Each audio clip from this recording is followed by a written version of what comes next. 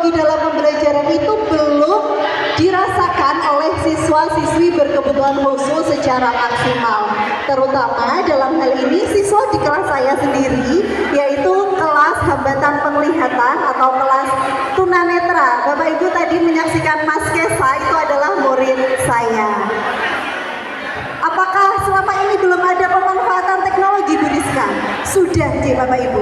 Tapi selama ini siswa saya hanya sebagai objek, di mana siswa belum terlibat langsung dalam pemanfaatan teknologi digital. Berdasarkan hasil asesmen yang saya lakukan, 40% siswa bisa mengakses teknologi, namun masih terbatas pada komunikasi sederhana. Belum memiliki kemampuan sama sekali dalam mengoperasikan perangkat digital. Dari situasi ini kemudian saya memiliki sebuah gerakan yang saya beri judul atau saya beri nama gerakan Rasa Legi. Ra tunanetra, sa bisa, le melek, gi teknologi. Jadi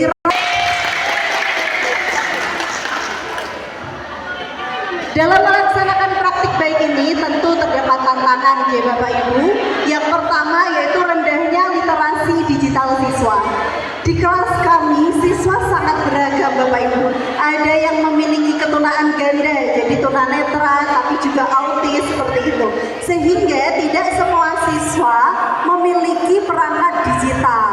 Kemudian tantangan kedua yaitu tingginya ketergantungan terhadap guru, di mana ini disebabkan karena keterbatasan sumber belajar yang aksesibel.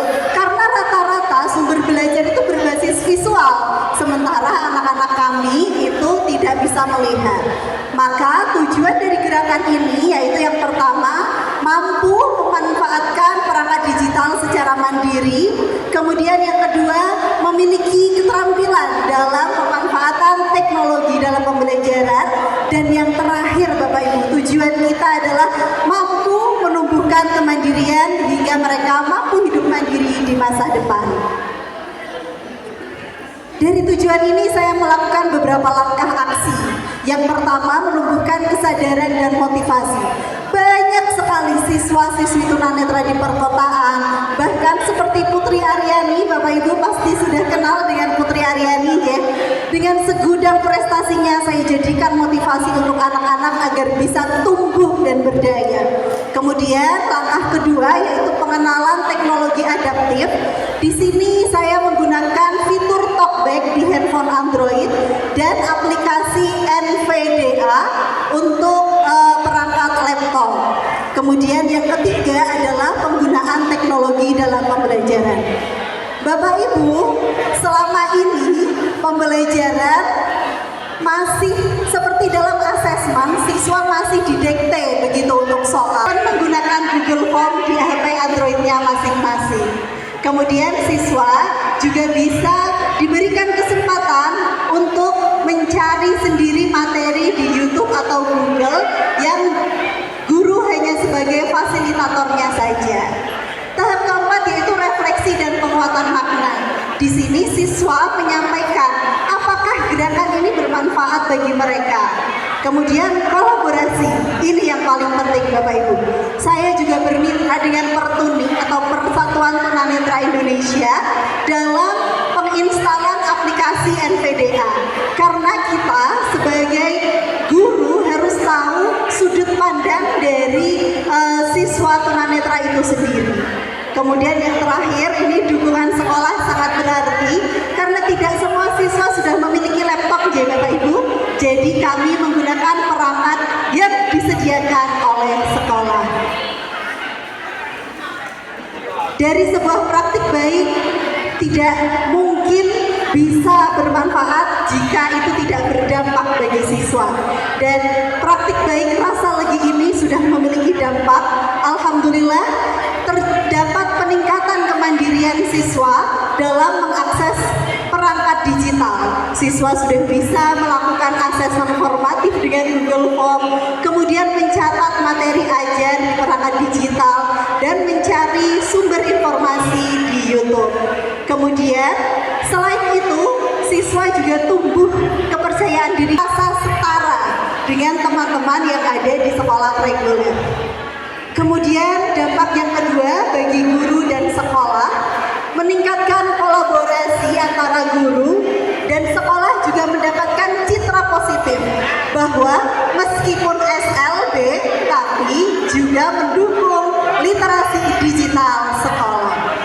Kemudian yang terakhir, dampak jangka panjangnya, siswa-siswi kami bisa meneruskan di sekolah reguler, bahkan bisa lanjut sampai di perguruan tinggi.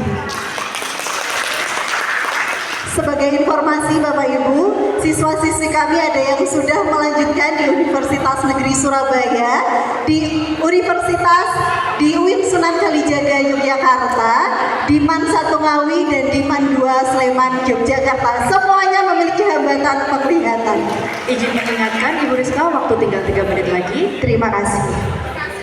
Dari praktik baik ini, refleksi yang bisa kita ambil adalah bahwa teknologi bukan sekedar alat bantu Bapak Ibu, tetapi juga jembatan menuju kesetaraan dan kemandirian bagi siswa dengan hambatan penglihatan.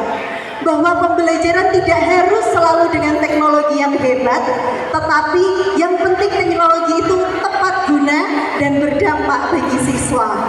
Kesimpulan dari gerakan ini adalah bahwa gerakan Rasa Legi merupakan wujud nyata dari pemanfaatan teknologi sebagai media pembelajaran dalam peningkatan kemandirian siswa dengan hambatan penglihatan.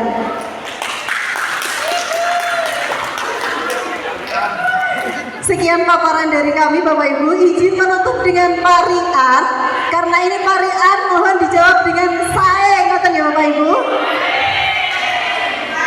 Tuku wedang enak rasane, dicampur gula dadi legi.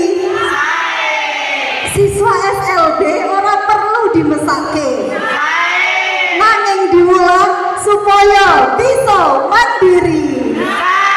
Terima kasih. Wassalamualaikum warahmatullahi wabarakatuh. Terima kasih sekali lagi yang sebesar-besarnya kepada Ibu Reni, Ibu Julianti, dan Ibu Rizka. Kalau bisa saya tarik kesimpulan sedikit saja dari ketiga praktek baik ini adalah kita berangkat dari siswa dan berakhir di siswa. Jadi seluruh pembelajaran dan praktek baik kita itu bermuara kepada siswa. Luar biasa ya Bapak Ibu untuk sesi kita kali ini. Dari ketiganya kita semua dapat bisa melihat bahwa praktik baik bisa tumbuh dari hati dan dari niat yang tulus untuk menghadirkan pembelajaran yang bermakna bagi seluruh siswa. Sekarang kita akan masuk ke sesi tutoring ya, dalam pelaksanaan 7 kebiasaan anak Indonesia hebat. Memanglah empati kita juga bagaimana kita mendampingi anak-anak dengan hati itu akan sangat bermakna dan membantu mereka dalam menerima apa yang kita berikan. Dan pastinya program baik ini juga memiliki mungkin hambatan atau kendala karena memang dengan anak-anak yang berkebutuhan khusus itu berbeda dengan anak-anak yang biasa. Mungkin Ibu bisa menceritakan hambatannya apa, lalu bagaimana mengatasinya. Terima kasih. Terima kasih Ibu. Selanjutnya untuk pertanyaan kedua.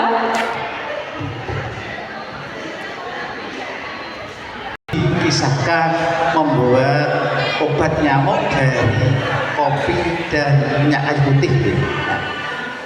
Ini seru-serunya pada musim penghujan ini. Yang jelas saya tertarik pada presentasi penjenengan.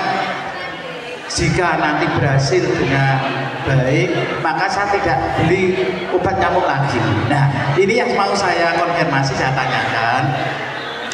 Apakah Ibu ini sudah mencoba membuat obat nyamuk buatan alami tadi di waktu malam hari?